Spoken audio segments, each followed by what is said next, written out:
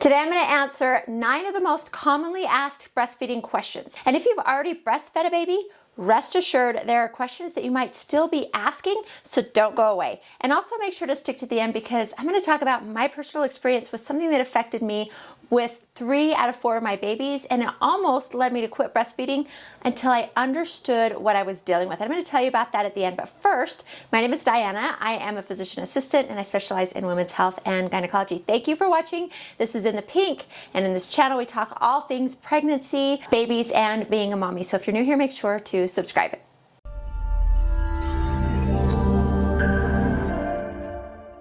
Will breastfeeding hurt?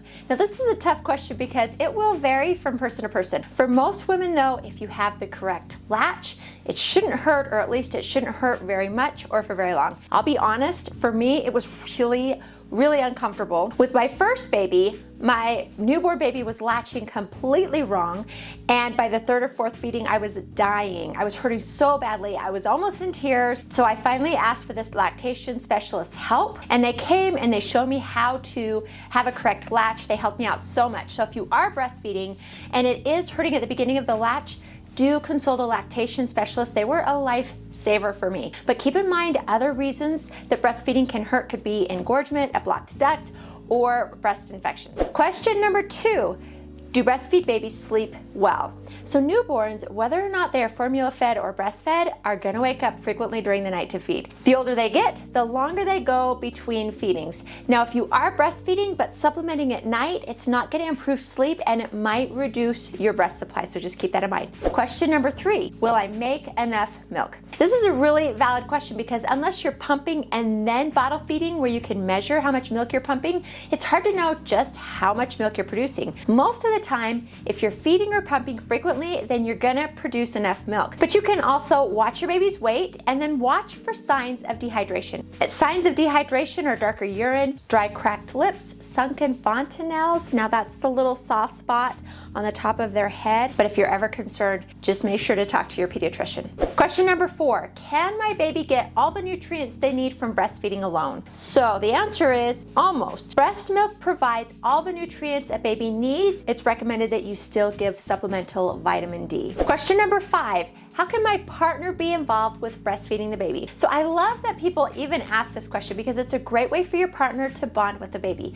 Once breastfeeding is established, they can bottle feed expressed milk. This is especially helpful for nighttime feedings and if mama is returning to work, which leads to question number 6, which is, can I work and continue to breastfeed? And the answer, of course, is yes. You can continue to breastfeed if you are returning to work or if you're going to school.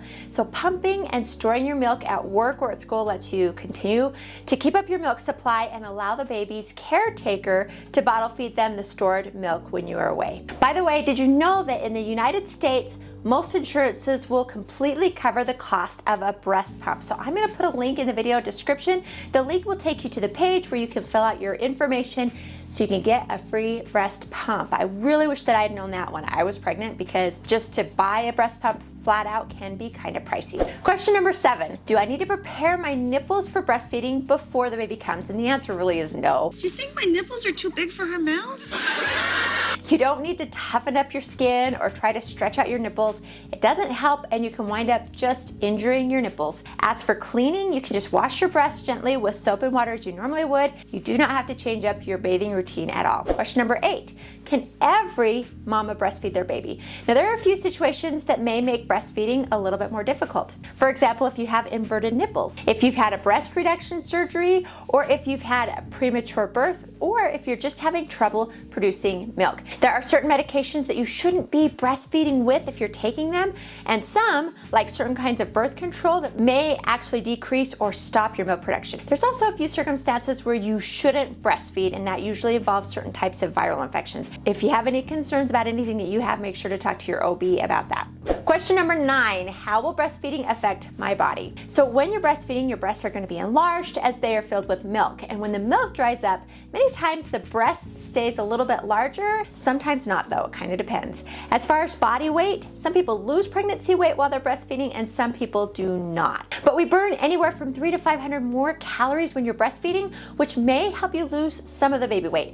Also note that breastfeeding reduces your long-term risk of ovarian cancer, uterine cancer, breast cancer, and type 2 diabetes, which is kind of a nice bonus. Now, as I mentioned at the beginning of this video, I wanted to share my experience with something while breastfeeding called DMER, which stands for dysphoric milk ejection reflex. This is not very common, but it's a sudden negative emotion either right when or right before your milk lets down.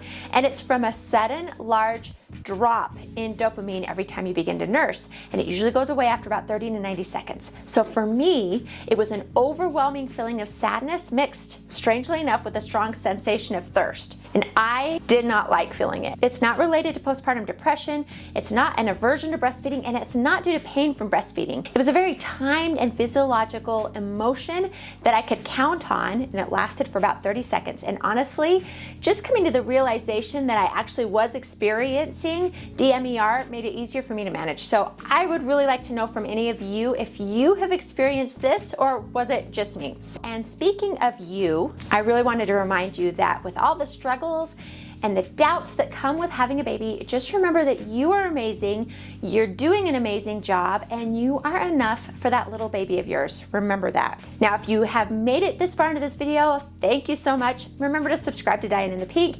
And if you want to see my video about newborn milestones, I've done a video all about that. Click on that right here, and I will see you over